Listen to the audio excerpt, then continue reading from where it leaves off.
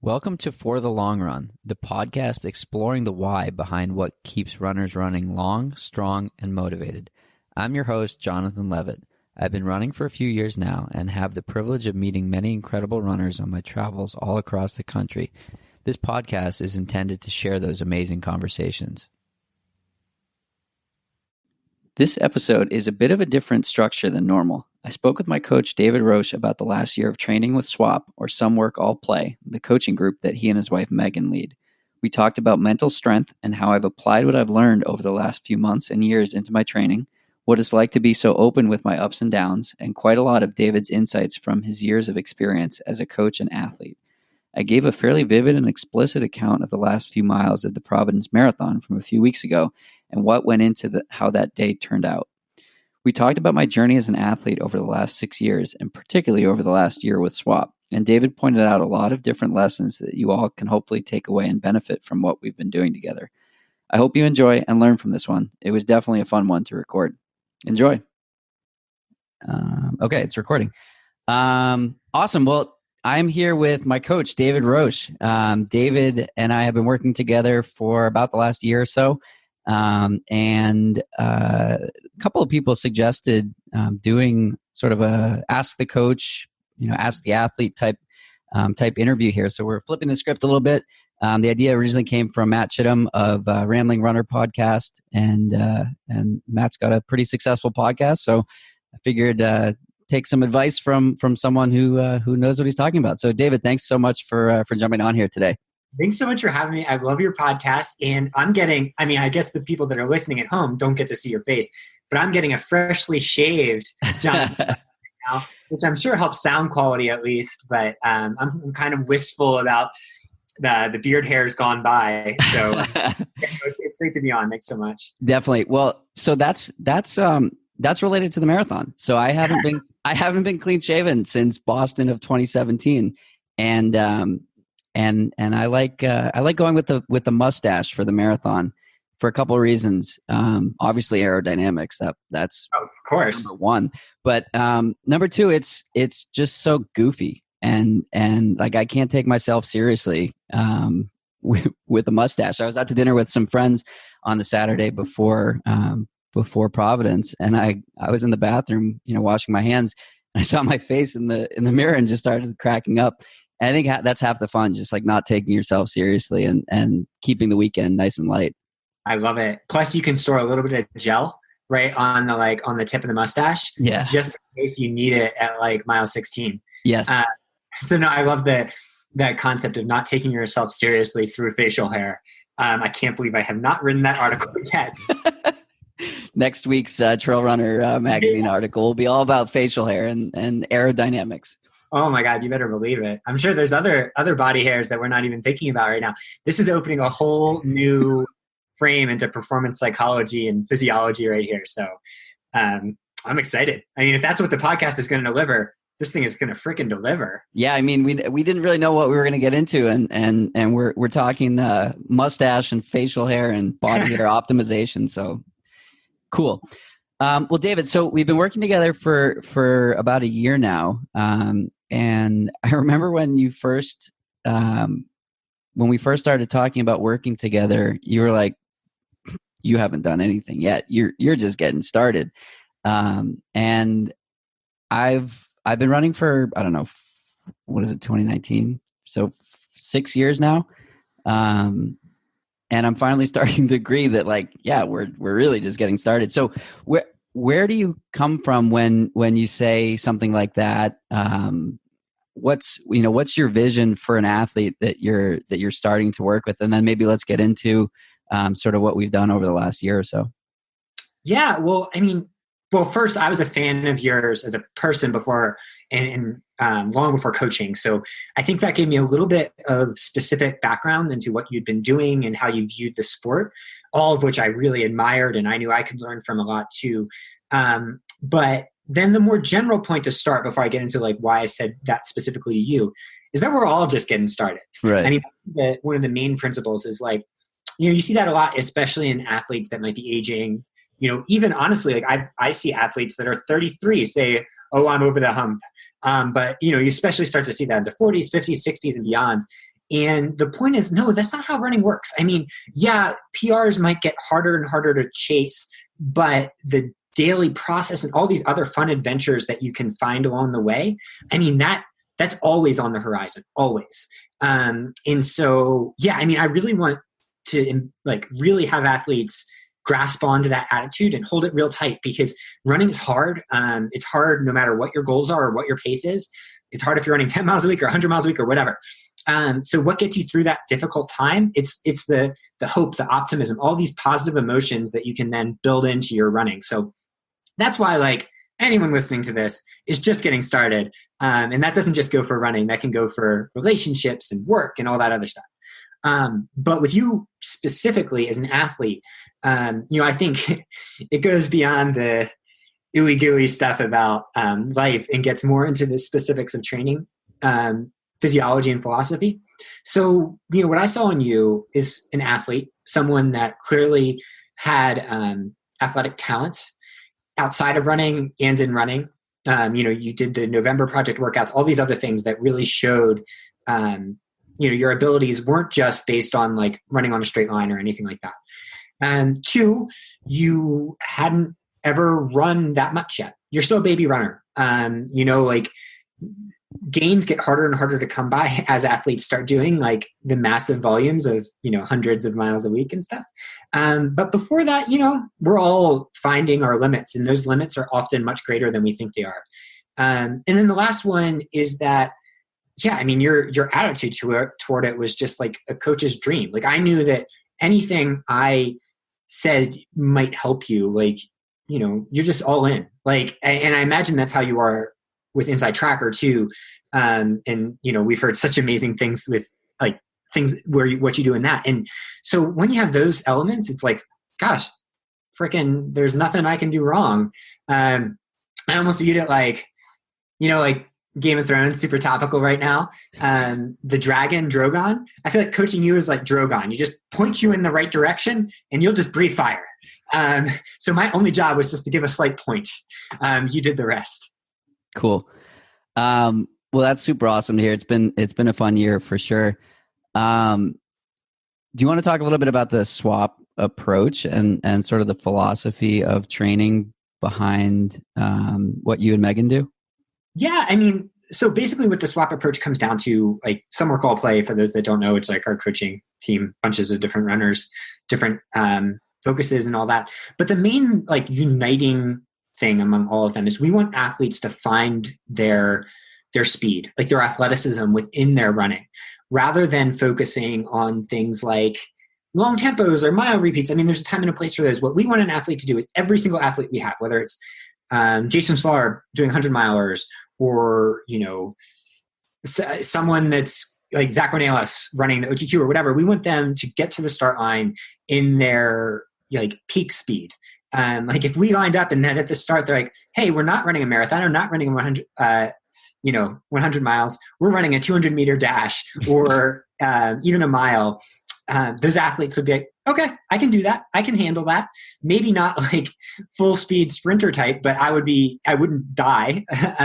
So by finding that speed, we're able to get the running economy positive feedback cycle going as you raise aerobic volume. So that's the other main prong, is just gradually raising aerobic volume over time. And one of the big focuses of your training was just getting it so that like, your old breakthrough became your new normal. And as we did that, like your body was able to adapt over time. That's the coolest part, that like over the last few months that I kept having to reestablish what I thought I was capable of doing. And you kept telling me like, screw it. Like you don't know what you're capable of doing. Just go out and do it. And either you'll have a breakthrough or you won't. Yeah. And I mean, I'm still at that point with you. And I like, it's not just you. I don't know. I can guess. I have, one good thing about coaching is you get a little bit better at predicting the future. But a good example is 10, 11 days before your marathon, you did a 10K essentially a time trial. Like I wanted you to go out and see your fitness. Partially that was psychological, partially that was physical.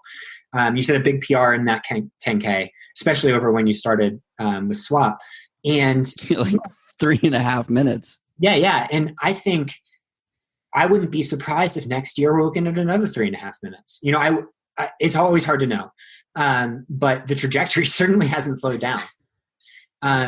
And so, I think that that's one of the big underlying principles that we view like as roles as coaches is to try to lift what the athlete conceives of their own limits, and lift them to the point that there are none. Like even if, we might be chasing times or things like that, especially for athletes that are going for, Olympic trials, qualifying marathons or things like that. We don't want them ever to define themselves by like their last workout, their next race, anything like that. We want the future to be this have unlimited possibilities. Because once you do that, then you start to like actually see what you can do. What we see is that so many athletes go through life, and this isn't just athletes, but it applies specifically to coaching with runners. So many athletes go through life thinking that they're hitting their ceiling, and so much of that is in preconceived notions of what they're capable of. That's not just like, oh, on race day, it matters that you believe. On race day, it doesn't matter that much. It might just be a minute or two here or there. What actually matters is the day-to-day grind, believing in yourself on that workout, but then also believing that you can do these things that your body has never done before. Like for you, I had trouble. You have a lot of bikes in your Strava, so it's hard to see volume. But the number of times you set your weekly mileage PR was it was a lot, right? Like 6 or yeah. Yeah. And in general, your average mileage was way higher. Right. And if I had told you a year ago that you were going to do that, I think and you correct me if I'm wrong, I'm guessing you would say, well, I think there's a good chance that will end in injury, right? Yeah. Yep. Well, so the crazy part, I guess it's not crazy because it was calculated, but I used to run like 45 to 55 miles a week, and I wouldn't feel great. And I would do a track workout and I would be, toasted for 2 or 3 days. And I peaked at like my highest mileage week was like 61. And we were running like easy 60 mile weeks. And I was feeling like I could, run a marathon at any point in the cycle. But what I thought was and I didn't have many bad weeks. And then towards the end of the cycle, we sort of found those limits, and it was like reassuring that we had. I think you put in the log one day that like, okay, we found the limit of physiological adaptation, and now we taper. But it was so cool that like I just kept progressing, and then at one point it was just over the line, and we pulled back, and I felt amazing. Yeah, I think part of that is like not to give myself credit on this. Like it's the natural progression. You get credit on this. No, because I think part of it's the natural progression of an athlete coming into their own as they develop. Mm-hmm. But I think the other big part, there's a couple others. One, you have you're very honest with me in your log every day. Like that's not always the case. Like you tell me everything that is relevant, not just in running, I think for the most part. And that relationship really is key because how many times did we change the plan? Probably like 100 over the last year, at least. Everything's in pencil to change all the time, but just based on like how you felt, sometimes it would be increasing things. It's not always decreasing. Right. You're always willing to take that needed rest day, even when it might not be on there, even before we talk, which is really important because, you've been healthy. And then I think part of it too is just like, for you in particular, God, you're such a joy to coach. Like whether things are going well or not going well in that specific day, you bring that enthusiasm and belief in it's just general nature of what you're doing. That, once you start doing that, like a lot can build off itself. So when it comes to training, we developed your speed pretty early, and I started to see, wow, like, your strides are getting really fast. Like you're developing your upper end running economy very quickly. And I was like, well, shoot, what will happen when we go longer on this? And, it didn't, at that point I was like, oh, well, I see where this is going. It's going to be a lot of PRs. And, I think when athletes start seeing that, it's easy to decide that I am not this person. I am not this person that's capable of this progression or this growth or, pushing my limits or doing all these things. And that's not just, normal runners. That's also professional athletes that are pushing the very limits of like Right. what they're doing. And when that happens, an athlete won't progress as much as they're capable of. If you're pushing back against psychological inertia, nothing's going to happen. Megan and I, my wife Megan, for those that don't know, who's co-coach, doctor, and all that. So she's a doctor, knows everything about physiology that you could ever know. And what she says now is that the most important thing doesn't have anything to do with physiology. It has to do with belief. Belief doesn't mean belief in a coach. It means this courageous leap of self-belief, of being willing to dream about what you're capable of, and not defining it by numbers or anything like that, but just this amorphous, exciting blob in the future that you don't have to think that deeply about to get deeply excited about. And you did that from the beginning. And, that's not always easy. I know it's easy to, in a podcast form, to act like it comes simply, but you went through a lot in the last year, and not just in running. And, athletes are determined by how they respond to adversity. If that is an athletic life, that is a life is adversity. And, if you're not equipped to handle that, then you're never going to progress to what you're capable of. And that's where belief comes in. The timing was fascinating with some of the harder workouts that we were doing, because I was getting really uncomfortable in training, but I was getting really uncomfortable in life also, with relationships that had been going on for a while that no longer are going on or is no longer going on. And starting a podcast, working your butt off, traveling a lot, lots of stuff around Boston too. Yeah. There's a lot going on. And it was cool to take the lessons learned in life and the lessons learned in running and match it back and forth. I'm going to go into this workout. I'm going to go into this conversation. I'm going to go into this, whatever, accepting that it's not going to be fun or the workouts were fun, but that it's not going to be comfortable. It's not going to feel good the whole time. And I vividly remember one workout where this point was just drilled home. And this is the workout I'm going to remember forever. I was running along the Esplanade. It was an 8x3 minute day. I don't know, in March, I want to say. It was cold out. And I was on the 6th rep, and it was super windy also. So classic Boston.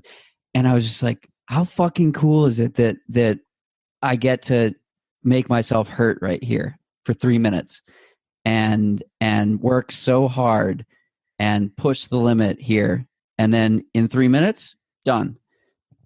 Then you rest and do it again. And it was so empowering that I was welcoming that kind of pain into the training process. Well, and you see the analog in the race itself. I don't know if we want to spoil it, if we're going to build up through. Yeah, I think that's a good segue. Should I spoil the result right now? Sure. So 22-minute PR, something like that? 21, yeah. Sub 3. But, I think the cooler thing is, you said every PR in the bill, you're healthy, all that.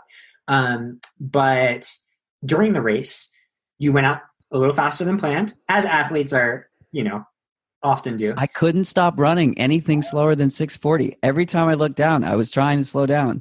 It's a good problem to have. It didn't stop. As I heard, I was very scared. I see enough marathons to know that often doesn't end well. And sure enough, the fade began around when you would expect, around halfway, a little later.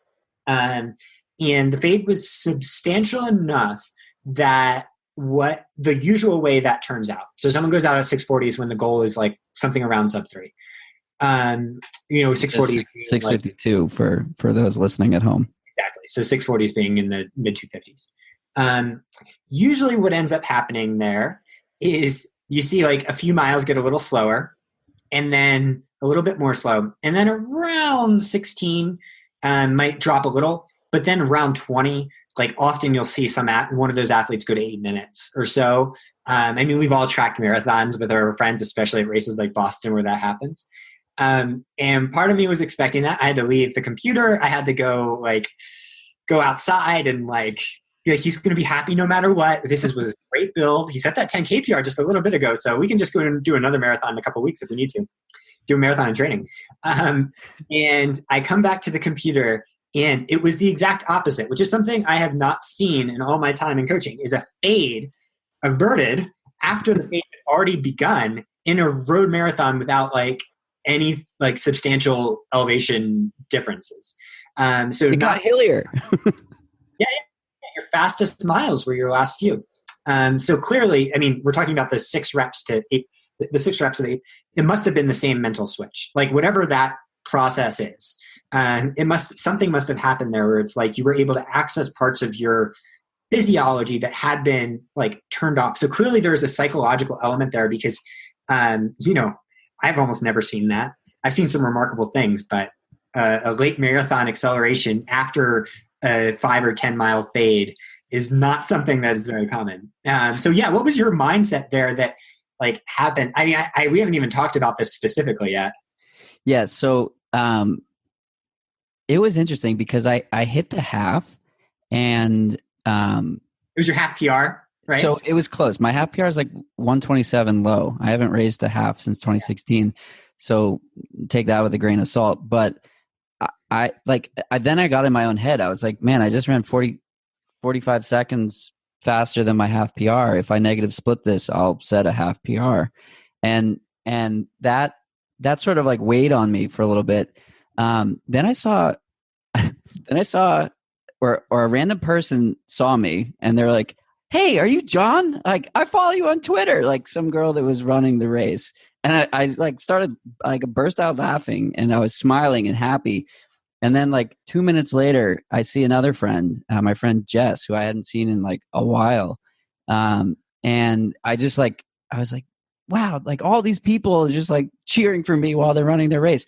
And over the next few miles, I just started like thinking about other people like Nick and Bridget and all of these awesome swap athletes and Amelia and like all these people that are just like cheering for me or messaged me prior. And I mean, like I could name 24 people that reached out, and like it all just like started cycling through my head from mile like 18 through 20. And 18 through 20, like 19 and 20 were on an unprotected stretch along the ocean. And I thought it was windy. I told somebody else, I was like, oh, this is so windy. They're like, that's nothing. But in the moment, it was super windy. I was by myself physically, but I literally like had these messages of people coming to me. Like it was just so supportive in that moment. And then there was a hill at mile 20 ish. And I slowed down significantly there as I got up the hill. But there were people at the top of the hill that were just cheering their ass off. And then there was a nice gradual downhill. And I was like, man, I gotta like pick it up here. And I started doing some math when I hit when I hit mile 20. And I've never nailed the mental math in a race before. And I nailed it. And I was like, whatever the math was, I don't remember right now where it was at mile 20, but I was calculating that I needed like I think it was like a 43-minute 10K or like something like that in order to like just slide under. I think 43 was what it was. And then we get to this hill at mile 23. And this is a hill that was we had run down it at like mile 3 and it was like a very steep descent. And I was like, oh man, like so glad we're running down this hill at mile 3 versus up it later. And like people around me were like laughed. And they must have known that like we were coming right back up that hill. And so like I was reduced to a walk for like 5 strides. And I was like, it's more efficient to walk up this hill right now because it's so freaking steep. And then there were these people, again, cheering their ass off at the top of the hill. And we had just joined up with the half marathoners. So now I'm running faster than people who are running half marathons, which was like super motivating. But at this point I was like, if I run faster than 7 minute mile from here on out, I hit my goal. I get my BQ. The that unicorn I've been chasing for the last 4 years is captured. And I have a friend that uses this like mantra of like, you've come this far, don't fuck it up now. And so like that came to my head, and I was like, it's 3 miles. Suck it up. Let's go. And I started picking off these half marathoners, and it was so fun. They were cheering, and because I'm coming like twice as fast as they were running, and it was motivating for me. It was motivating for them. They were cheering. The crowds were cheering, and I was like, it's going to get really, really uncomfortable in these next few miles. Like, cool, bring it on. Let's see what I'm made of.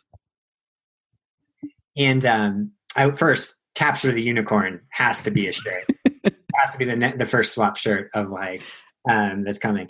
But and tell me, did it get uncomfortable? Yeah, it got uncomfortable. It got really uncomfortable. And the most uncomfortable part, no, not the most uncomfortable part, but the scariest part, there was cobblestone at mile 25.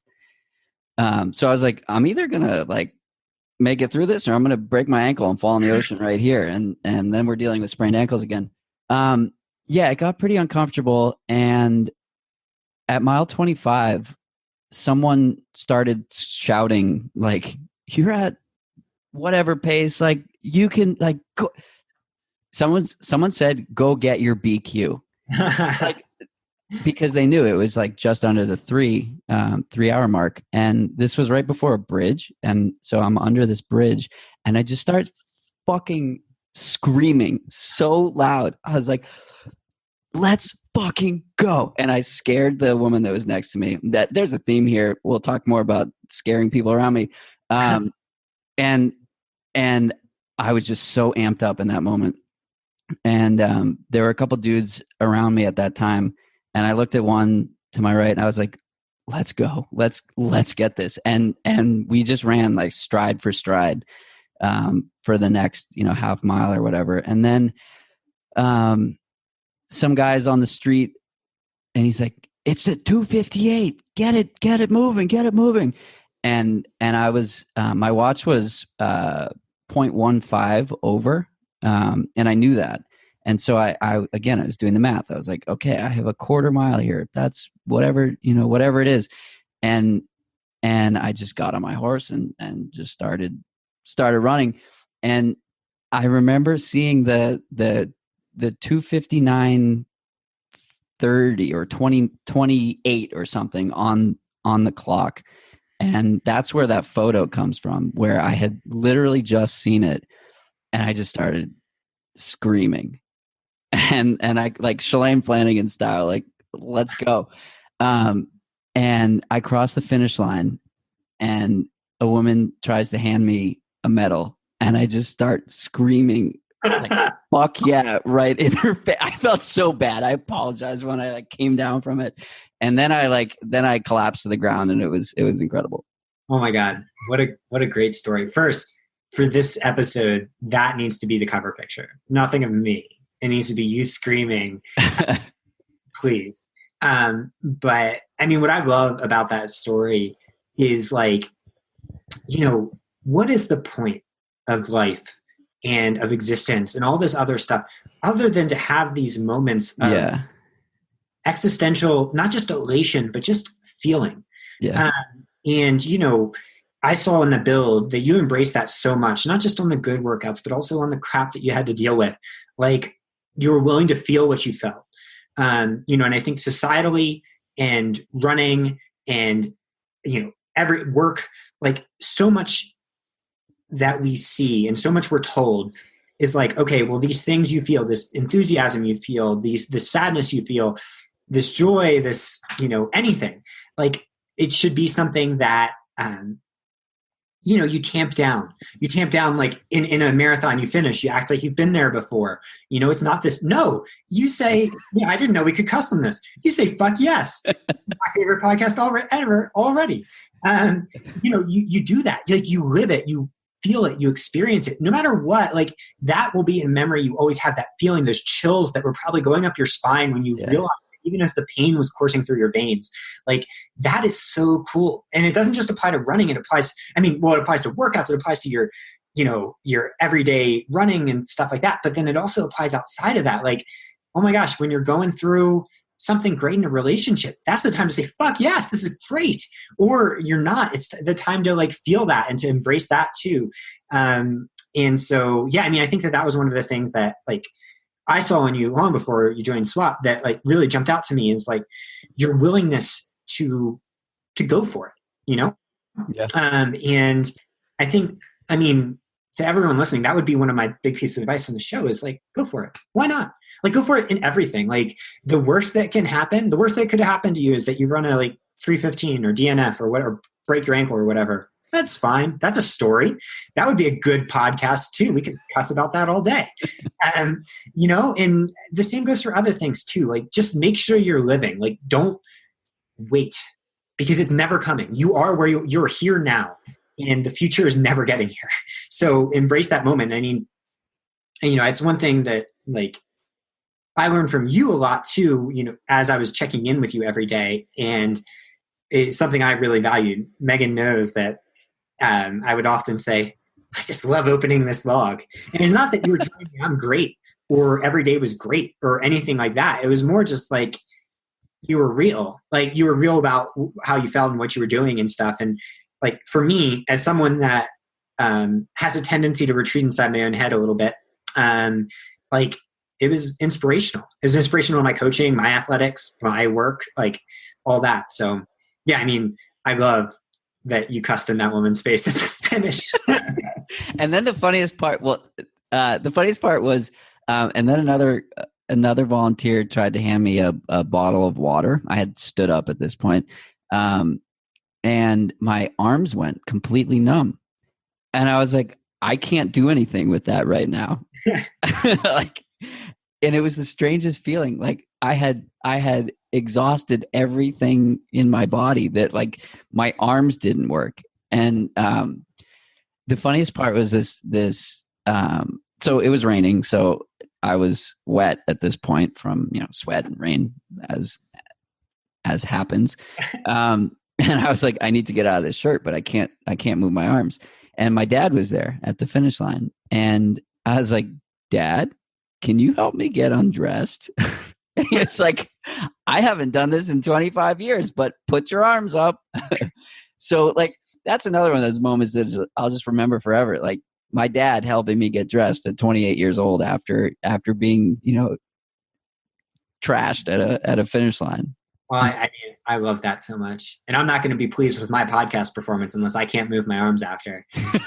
Like, unless I'm fully numb when we finish this recording, I'm just going to like feel like I left something on the table. But no, I love that. And like, I think, the race experience was amazing, but like, I'm really confident that no matter what happened that day, you were in a place that like, it was just a stepping stone on this broader journey. Yeah. And I think that was one key that lets you do that. Like, if you had put everything in this race, I think it would have been really hard to give yourself in the same way. Right. And so, yeah, I think one thing that what we try to do throughout is to like support, as we talked about in the beginning, this you're just getting started mentality. But what that manifests itself as in practice is no day is more important than any other. Like, right. Your rest day is the most important day of the week. Your easy run is the most important day of the week. Your stride, like, it's all like you are in the middle there.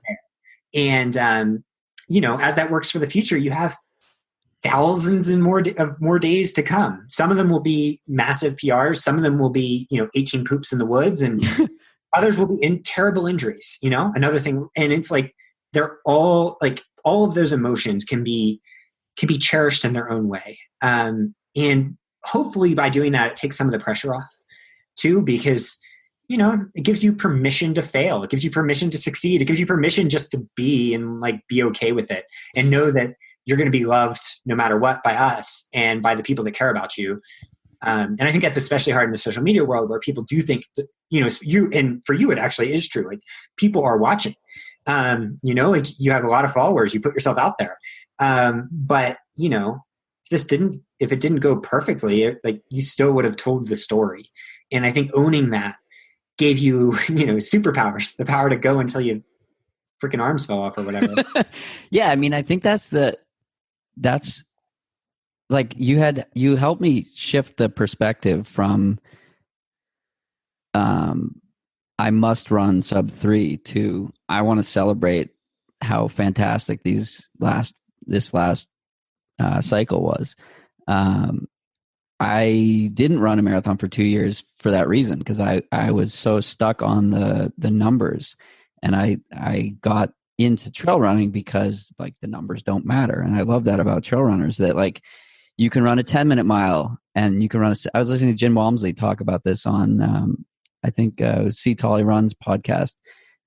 He was saying like you can run a 6-minute mile downhill, or you can run a 10-minute mile uphill, and you're probably working harder in the 10-minute mile, and it just doesn't matter. And I think that's so cool about trail running. But I was stuck in that, looking at the watch, when things were both going well and not going well. And as like a data nerd and numbers, fanatic, I often have I struggle to not, be glued to the watch. But for whatever reason, I was able to get out of my own head with that in the cycle. I mean, I had a workout where I was like 40 seconds over what I thought my goal pace was. And like, that was cool. And that was fine. A couple of years ago, probably would have been a different story. Yeah. I think it might be helpful to rewind a little bit too, because this conversation paints it a little as though this marathon was kind of almost like a goal. And it really wasn't. It's something that came on the radar later. I'm not sure. Do you know? I don't remember the exact date you decided. Like end of March. Yeah. So, and this was early May, I think. And, so basically what we were seeing is that the workouts indicated, crap, we should probably get in a marathon soon, rather than it being like putting all the eggs in this basket. Right. You could do that. But the point is, like, if you embrace like the long-term growth aspect, hopefully, and what we saw with you is that your typical long run was getting to the point that like you could do these things. And, I like athletes doing that a lot. Like I like athletes racing a lot, putting themselves out there a lot, not necessarily racing for marathons a lot, but doing things that constantly that give them chances to express themselves fully in the run. Sometimes that'll be 40 seconds slower than you want. But other times you'll find these reserves of power and ability that you didn't know you had. And they're always there and lurking. And, you can find them, and it's like incredible. Like another example of an athlete is Kat Drew. She wasn't planning. So this is trail running. She wasn't planning on doing the Canyons 100K, which is a golden ticket race, until after she did the Chuckanut 50K. And then at Chuckanut, she crushed it so much. I was like, look, let's race again. Like, let's not, like, this is this ongoing process. We should just get out there again. Like, you're so fit. And then she won Canyons, and that's kind of like what you had too, is like, you're just doing these other workouts, planning for other races. Like, Jonathan, like, we look at that long run. I mean, why would we not just hop in some? I think I even told you, I don't care if it's like a local 10-person race, just get in a marathon right now. So yeah, I mean, I think that's interesting. I think also rewinding like back to when you started. I mean, I'd be curious to know like what it's like from the outside. When you're doing this, and I think this goes for any runner, whether you have a coach or not. Like, you're living in your own head, thinking about what you're capable of. Even if someone tells you you're doing one thing, it's different than the internal world. I'd be curious to know, like, okay, zoom back to last summer or whatever. What's going through your head as you're like starting to push your limits, even in like the daily run, and you're doing these things differently? Like, was there fear there? Like, I just would be curious to know about the emotions you were feeling. Yeah. I mean, I don't know that there was fear. It was just like the unknown. And it was really cool. It was the kind of thing where I had seen so much success from swap athletes that like I was bought into the process so early on that it was almost done without emotion at first. And I was just like going through I don't mean it in a negative way, but like just going through the motions and seeing what would happen versus, I mean, like I remember doing 30-second strides at what I did today. Those strides for 30 seconds were slower than what I did today for 15 minutes, like by 10 seconds. And like, this is 13 days post marathon. So like, I feel super fresh, but it's just like, it's crazy to see the progress. And even like week in, week out last summer, it was just like every week, the pace was getting faster or staying the same as the minutes were increasing. Yeah, I think that raises a great point that can apply to any athlete, which is if you're busy judging yourself, whether positive or negative, you're always going to be holding yourself back. And there's a huge temptation, especially in running, especially in road running, to look for metrics of self-judgment, whether they be pace or how you feel or all these other things. But physiology does not work that way. Everything is so much less clear and obvious and linear than we want it to be. Training adaptation is far more chaotic, like chaos theory, thousands of variables, many of which we don't even fully know, interacting in nonlinear manners. And what we want to do is isolate a single variable, control for it, change it, and then measure changing results. But that's not the way the body works. It's very hard to do that. That's why exercise physiology studies can often, on the same subject, can show different things often. And that doesn't mean it's wrong. It just means that we're seeing things we can't measure. Maybe unlike something like physics, where you're able to do that in a more direct manner. That's what makes running so exciting and interesting, and training so fun, and coaching amazing and really cool. But it also can be very frustrating for an athlete that wants to be data-driven and numbers-driven like you are.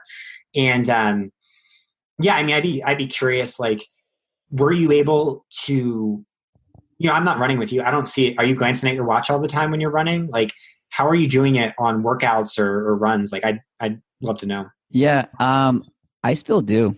And I think it's worked because things have gone well.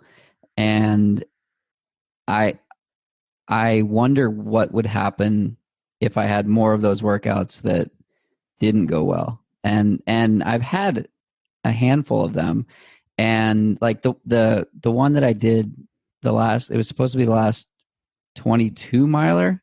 I did it on the Cape Cod Canal, and it was like headwind, super sunny, super hot.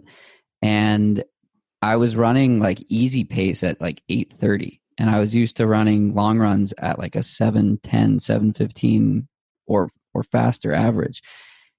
And maybe I got in my own head, but like things did not feel good. And then I had that workout. It was, I don't know, like 6 by 800 or 6 by 3 minute. I mean, and I think it was after I had traveled a lot or something like that.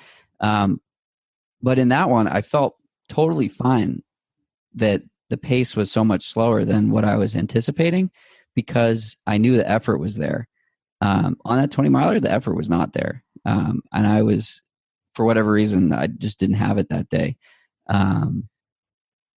But I try not to look at the watch, but it gives me like a framework of how I'm doing. And I do it for the beginning of an interval just to make sure I'm not going too fast. But then I try and not look. I'd be really curious. That comment that you made, I think, is really perceptive. So right now we're telling a very happy story. What happens when this story changes? Which it will. And who knows when? Could change next week, could change 5 years from now, or 10 years or 20 years or whatever. Those sorts of things are amazing when they're telling you a story you want to hear. Exactly. And can be very negative and counterproductive when they're telling you a story you don't. Right. And so, I think you're equipped right now to handle it. But what we see a lot is runners that are not.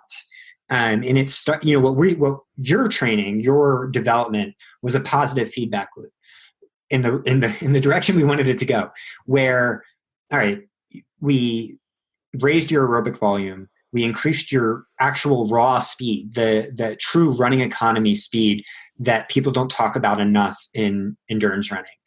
And then that started this positive feedback loop where you're starting to see not only are your strides getting faster, as you mentioned, also your easy days are getting like easier because you're improving your running economy. And then as that happens, you're starting to believe a little bit. So things get a little better. Those workouts get a little stronger. It starts to get into this thing. It's like, God, we got to just hop in a marathon. And then you crush the marathon and crush all the other things. That's awesome. The worry is what we see in a lot of athletes is the positive feedback loop going the other direction. So maybe they've tapped out some of those gains that you can get from improving your running economy right away. Maybe they've run 100-mile weeks and aren't necessarily getting as much from that sort of training. And then they might have a workout that's a little subpar. Okay, they can live with that. The long run, little subpar, not perfect. And instead of saying, okay, we need to step back, relax, rebuild, come back stronger, all that, what they say is, I am not working hard enough. And I am selling myself short, especially in the motivated runners out there. And then they start to just grind themselves into a pulp, not just physically, but psychologically, where every run becomes a test. And tests are freaking awesome when you're Albert Einstein. Tests are not so awesome when, you can barely sign your name or whatever, or you do all C's or something. And that can start this thing where like athletes not only perform worse, but get severely injured and just grow into like avenues of self-loathing. So that's why we try to hop off that framework now, because when things are good is when to talk about when things are bad. Because when things are bad, it's very hard to rationally evaluate yourself, because we're all our own worst enemies with that, even if we know the folly in it. So yeah, that was some philosophical BS, but yeah, no, I mean, I think what's really cool about where you are is you do feel what you feel. Like, I never worry that when you had these bad runs you talked about, you told me that like it sucked. Like, it wasn't like, oh, this, I did this, wasn't exactly like perfect, but it was like really great and I'm really happy with it. It was like, no, it was okay for it to be bad. Sometimes we took extra rest days. Other times we just like, bitched about it and then got out there the next day and had a good run or had a bad run and lived with it. So yeah, I mean, I'm super curious to see what comes next. And like, yeah, I mean, I think another thing that might be interesting for you to talk about is, okay, you did a few times. I mean, we increased everything. It wasn't just the volume of intensity increased, not just the volume of speed. It wasn't like, I didn't baby you at all. Were there times that you got super discouraged and super down on yourself? That's a good question. Yeah. So, I mean, we went from, I probably averaged 40 miles a week last year to, I think it was like 65 for 2019. And so to be honest, I was expecting it to be worse. I was expecting to feel worse with that accumulated fatigue. And it really, I felt great. I love it. We talked early on about the things that you need to increase when you increase volume. And I remember in August, I had done a like 4-hour run or something like that. And you were like, eat lots of fun food today. And like, I just like crushed pizzas for the rest of the afternoon. So I mean, I scaled everything up. Like, I have access to so many nutritional resources here at Inside Tracker, and I just like, I use them. And I increased my caloric intake. I had, dietitians looking at my blood work and giving me feedback on like, what do I need to do to like continue feeling this good? So I felt as good in that 77-mile week as I felt, in the 40-mile weeks, better than the 40-mile weeks. And so I didn't really get discouraged. And even when the workouts didn't go well, like right before the taper, I was like, great. That means that we didn't leave anything on the table, and now we'll just taper down for a little bit, and I'm sure I'll feel fine. But in that first week, I felt like shit. Actually, I remember going into that 10K. Yeah. Self-doubt. I definitely saw some self-doubt. Yeah. little bit. I didn't feel good at all that Monday or Tuesday. And I really went into I went into the 10K like, what's going to happen here? I just for you those got that just might need a reminder.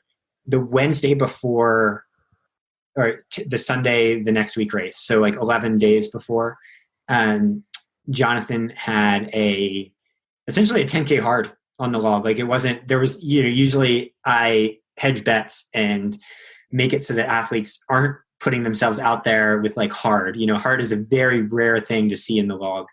put impress yourself. And I forgot about that.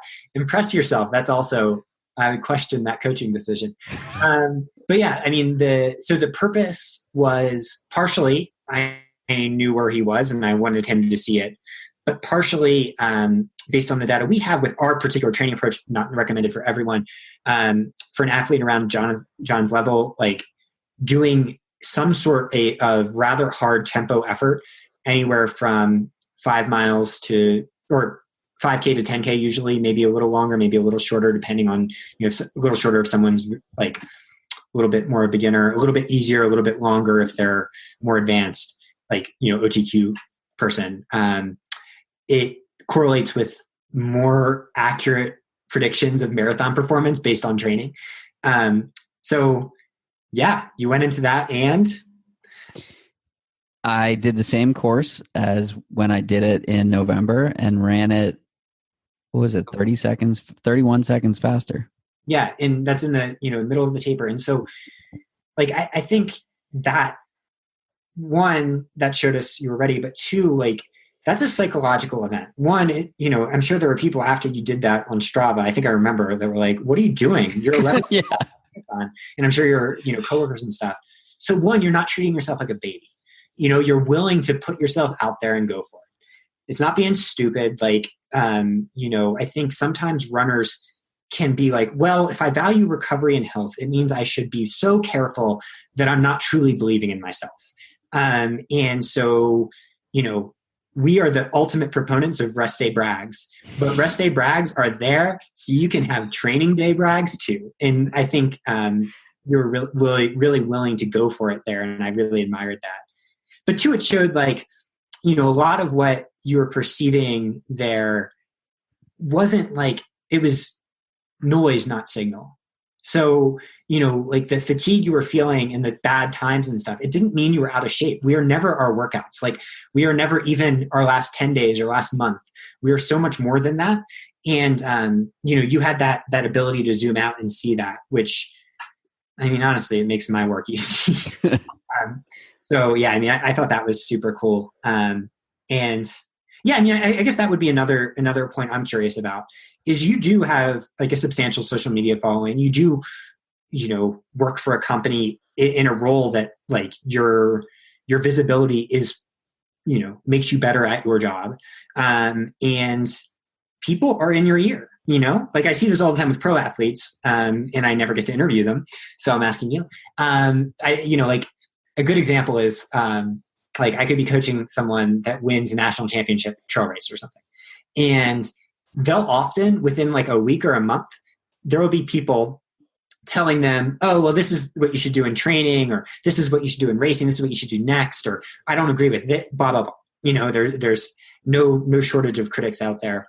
And, you've lived you're living in the public eye. And I mean, and I say that like really uplifting a lot of the times, a lot of huge friends, but I'm sure there's also a little bit of pressure and that goes along with that. Is that something that you've learned to deal with, or is it something that you naturally deal with, or I mean, I would just be curious. Yeah, I've definitely learned to deal with it. I think I've been doing a better job of it, but like, so we have a welcome sequence that goes to Inside Tracker prospects that are, it's persona based, so endurance or health and wellness or whatever.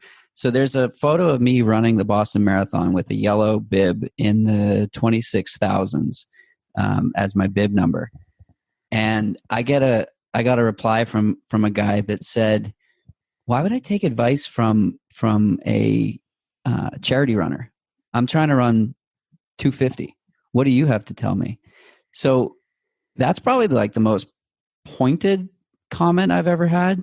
And that came through like jlevitt@insidetracker.com got that email. Like it wasn't on social media. It wasn't like, whatever. That I have a lot of people that I guess I'm just really fortunate. I don't get a lot of like, you're doing it wrong, or there are a lot of people that have opinions and suggestions and feedback. But I don't have a ton of like, Well, I think what you're doing is you're perceiving it's like the glass half full. Just the way to do it. What you're saying is like you're fortunate for the feedback. yeah. Is very easy to perceive as something that is a little bit less good natured for other people. So, I think we can all learn from that. Is that like, to laugh at it all, to cut ourselves slack, cut other people slack. And yeah, that guy that emailed you that can go fuck himself. I mean, that one hurt a little bit. That one stung. And I was tempted to reply back and be like really like, you know what? You don't actually, I did reply. I replied to him and I was like, that's up to you. But he ended up using Inside Tracker, so whatever. I should email him with my 259. So you can now take advice from me. But like I heard someone say a while back, like, would you rather trust a coach who is knowledgeable or fast? Who cares if a coach is fast if they're not knowledgeable? I'm not even a coach. I'm not even the one that created the platform. Like I have no say in any of the recommendations that like we have actual credentialed people that do that. Yet still people think that just because I hadn't, BQ'd that, whatever. But I guess like I said, I feel fortunate that I don't have like, I don't have a lot of trolls. Well, I think you probably just aren't, you're probably very kind. And I think it's a great lesson for all of us is to perceive the best intentions behind everything that we possibly can. And, like what I do is I put enough out there that I get my fair share of stuff is you just thank them. It's so disarming when you say thank you. But like, I guess like, the reason I wanted to bring that up is I truly admire that about you. And I perceived this about you long ago. Like, I say a lot of times for those that haven't heard me before, things about puppies and living like puppies and running like puppies. What that just means is like, puppies are not questioning, like, what does this person think of me or any of this other stuff. They're just gonna pet me, and food and and snuggle and like that's hard for a human because we have to come from a place of this existential dread and all this other stuff that humans deal with. But man, if you can harness that, like you are a puppy, and I love that. And I think a lot of people in your position in the marathon, you're talking about, I knew this person and they were like screaming and, I was here and like, what you didn't really describe is your fate. Like, because you were so positive about what you were going through and about the people seeing it and, the community you were with, that like the pace fading wasn't even really registering, which lets you then, you weren't judging yourself. You weren't in your own head so much that like you were constraining what you can do. Well, sort of, I did acknowledge it and I was like, oh, fuck, I've been here before. Like, this is not like, I've had marathons that Boston last year or Boston 2017. I don't know if we've talked about this one, but I was training around 305 ish. That was sort of like what everything was looking like at that time. But then it was super hot and I didn't adjust and I was on my feet for, the days prior to the race, 30,000 steps, Thursday, Friday, Saturday, feeling like I did a long run, all that stuff.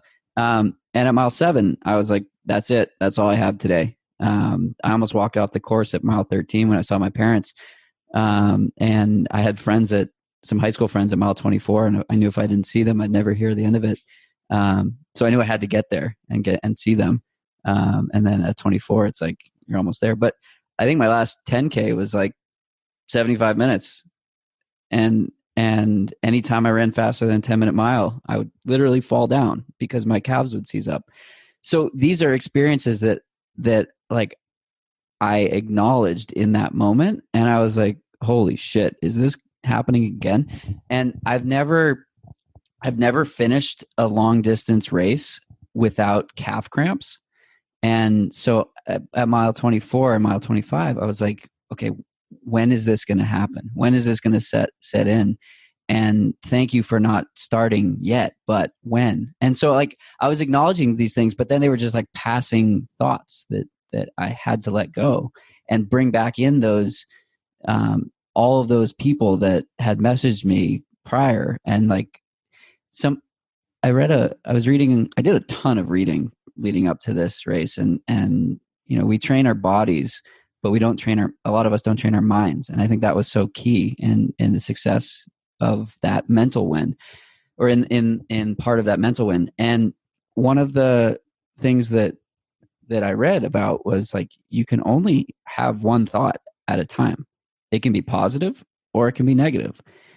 Don't let the negative ones beat the positive ones. So anytime this like, shit, my calf is going to cramp up, like I would think of like puppies or people or, all these happy thoughts. And I think that's a takeaway that, like I said, like it's just a race day. It's just one marathon, one day. But what I'm going to take from it is you can do anything that you want. And there were a ton of lessons in that day that I hope we shared in this conversation, but and I hope the people listening, take the lessons that we talked about and use them. The other biggest lesson is eat a gel at mile 22, no matter what.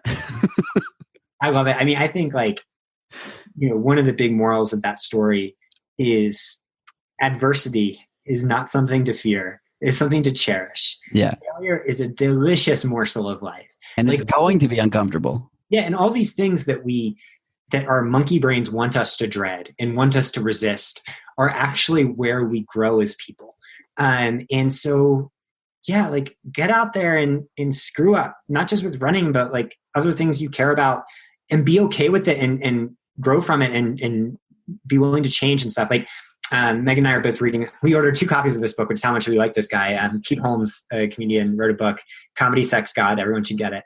But essentially, I mean, his life story revolves around his divorce. So, he was married, grew up evangelical, married from 22 to 28.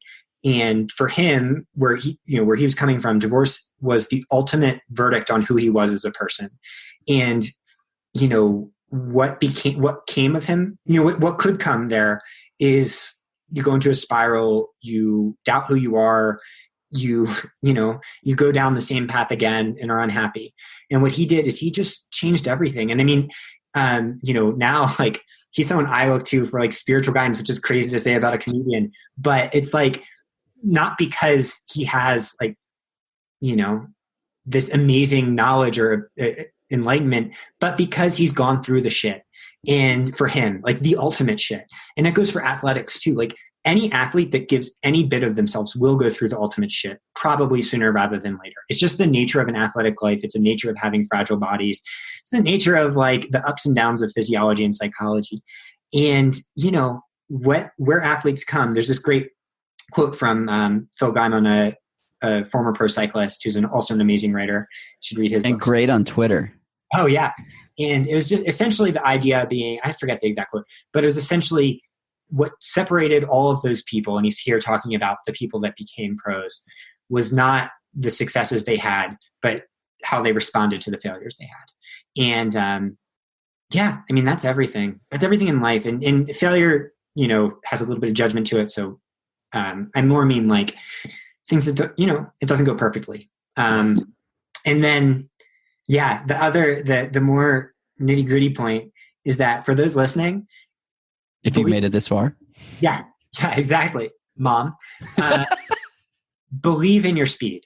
Like, so many runners think that they are their 10K or their marathon, when in reality, what our data shows and what our experience shows, runners are far more like the top speed they can hit comfortably. That doesn't mean sprinting. That just means the ability to actually run fast. And so, embrace that part of yourself, build it, develop it over time, keep it going throughout training cycles. If you do that, then you might start to see this positive feedback loop that we've been talking about with aerobic development. And not just that, like road races, but also like if you're doing trail races that go up and down high mountains and everything in between. So yeah, I guess all of this stuff really comes back to taking that, like seeing all the complexity of life, having all this existential dread, doubting yourself, not knowing what you're capable of, and saying, fuck it, and going for it. So that's a great place to end. Pressure makes diamonds. Love it. Fuck yeah, as you said when you finished the marathon. There we go. David, thank you so much. I will see you next week in Boulder. Yeah, I love it. Man, we're going to cuss so much. It's going to be really fun. Fuck yeah. All right, thanks so much for listening, everyone. That's it for today's episode. Like many long runs, it's sad when it has to end. I hope you join in next week on For the Long Run. And in the meantime, happy trails. If you've enjoyed this episode, it would mean a lot to me if you shared it so that others can find it and enjoy it too.